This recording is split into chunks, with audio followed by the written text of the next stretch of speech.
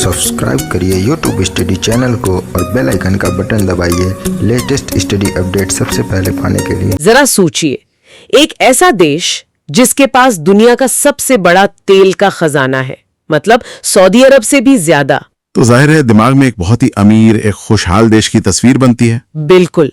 जगमगाते शहर, शानदार सड़कें और लोगों की जेबें पैसों से भरी होंगी।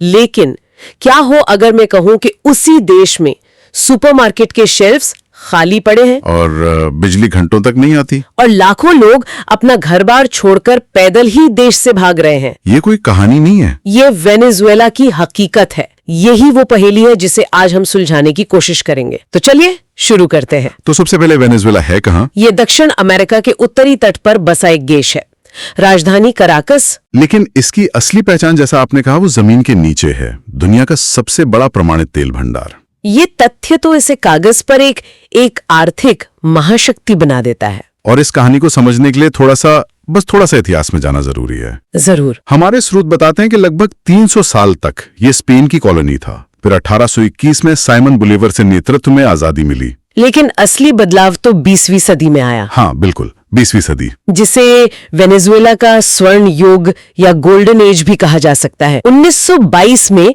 तेल की खोज ने तो जैसे सब कुछ बदल दिया। किस्मत ही पलट दी। अचानक से वेनेजुएला दुनिया के सबसे अमीर देशों में से एक बन गया। हमारे पास एक ग्राफ है 1950 से 1980 के बीच जो प्रति व्यक्ति आय है, वो तो बस रॉकेट की तरह ऊपर ही जा रही थी। बिल्कुल। और सिर्फ पैसा नहीं आ रहा था। 1958 में लोकतंत्र की भी बहाली हुई। अब उस दौर की तस्वीरें अगर आप देखें तो कराकस किसी भी यूरोपीय या अमेरिकी शहर को टक्कर दे सकता था। मॉडर्न आर्किटेक्चर, चौड़ी सड़कें। लैटिन अमेरिका के दूसरे देशों से लोग वहां काम करने आते थे। ऐसा लगता था कि ये पार्टी तो कभी खत्म ही नहीं होगी। तो फिर गड़बड़ कहाँ हुई? एक देश जो इतनी सही दिशा में जा रहा था, वो अचानक पटरी से कैसे उतर गया? यहीं से कहानी में एक ऐसे किरदार की एंट्री होती है जिसने वेनेजुएला को हमेशा के लिए बदल दिया। ह्यूगो चावेज। बिल्कुल। 1999 में ह्यूगो चावेज का सत्ता में आना एक बहुत बड़ा टर्निंग पॉइंट था। वो एक करिश्माई नेता थे और उन्होंने समाजवादी क्रांति का वादा किया। और उनका वादा था कि तेल की दौलत अब कुछ लोगों की जेब में नहीं बल्कि सब में बराबर बंटेगी। हाँ, और हमें ये मानना पड़ेगा कि शुरुआत में उन्होंने ऐसा किया भी। एक मिनट, तो मतलब उनकी नीतियां शुरुआत में काम कर रही थी? उनकी शुरुआती सालों में गरीबी में जबरदस्त कमी आई। बिल्कुल। शिक्षा, स्वास्थ्य सेवाएं, इनमें काफी सुधार हुआ। ये किसी भी सरकार के लिए एक बड़ी कामयाबी होती। उनकी नीतियां एक दो-धारी तलवार थी। जो शुरुआती सफलता दिख रही थी, उसी में क्या कहते हैं, विनाश के बीज भी छिपे थे। अच्छा, जैसे कि? देखिए, 3 बड़ी गलतियां हुई। पहली और सबसे बुनियादी गलती थी बेतहाशा खर्च।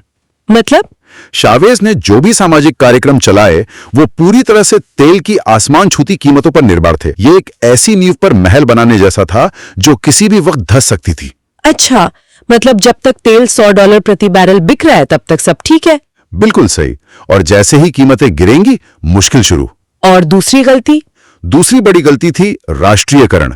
सरकार ने तेल कंपनियों से लेकर सीमेंट, स्टील, बैंक, यहां तक कि सुपरमार्केट तक सब कुछ अपने कब्जे में लेना शुरू कर दिया। हाँ, तर्क ये था कि मुनाफा सरकार के पास आएगा और वो उसे जनता पर खर्च करेगी। लेकिन हुआ इसका ठीक उल्टा। कैसे? सरकारी नियंत्रण में आते ही इन कंपनियों में प्रोफेशनल मैनेजमेंट खत्म हो गया, निवेश रुक गया और उत्पादन लगातार गिरता चला गया। और तीसरी गलती जो शायद सबसे घातक साबित हुई, वो थी कीमतों पर सरकारी नियंत्रण। Price controls. हाँ, मतलब सरकार तय कर रही थी कि दूध किस भाव बिकेगा, आटा किस भाव बिकेगा। सुनने में तो ये बहुत अच्छा लगता है, इसमें क्या बुराई थी? यही वो जाल है जिसमें पूरी अर्थव्यवस्था फंस गई।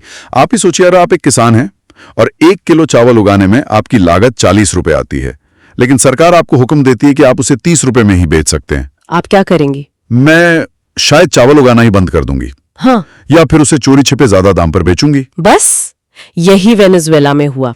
उत्पादकों ने उत्पादन बंद कर दिया तो दुकानों के शेल्फ खाली होने लगे। बिल्कुल।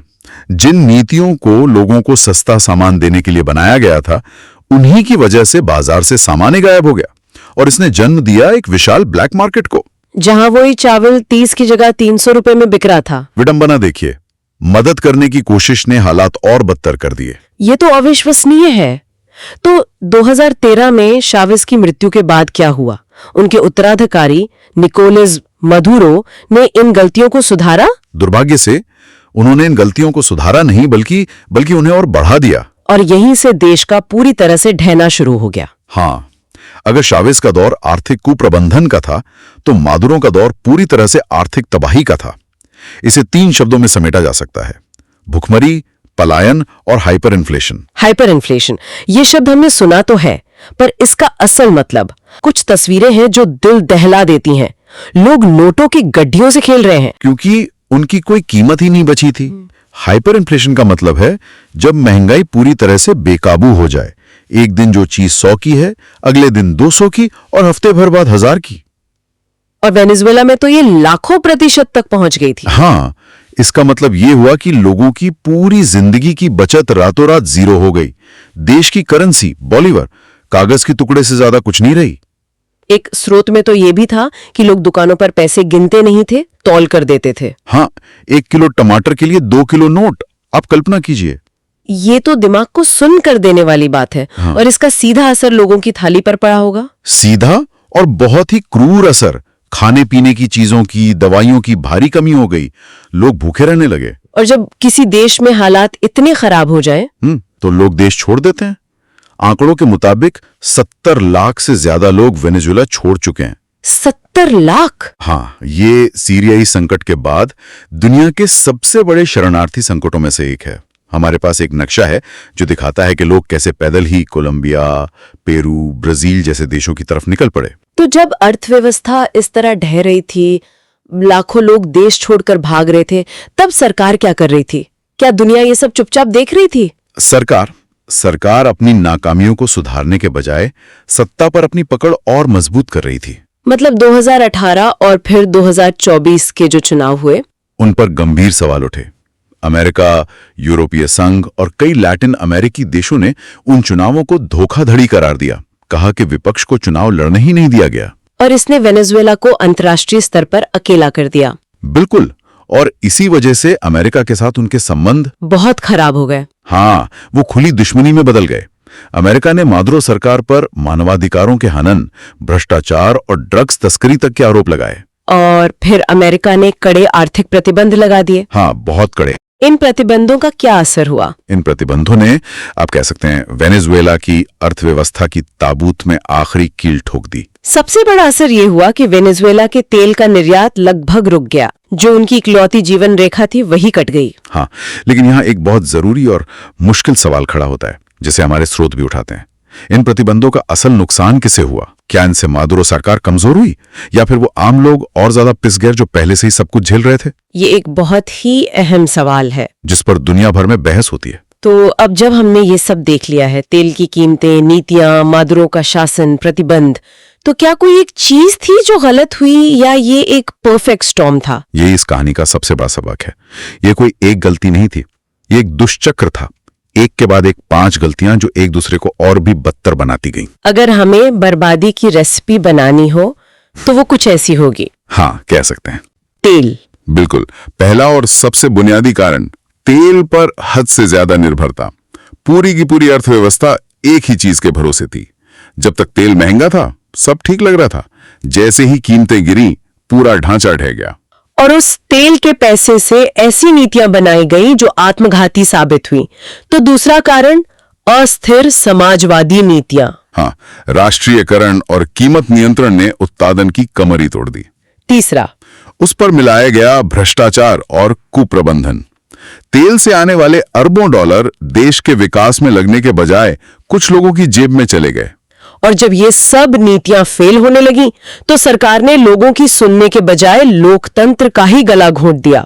तो चौथा कारण, लोकतंत्र का पतन। सत्ता में बने रहने के लिए हर संस्था को कमजोर कर दिया गया। और पांचवा और आखिरी कारण, जिसने आग में घी का काम किया, वो थे अंतर्राष्ट्रीय प्रतिबंध।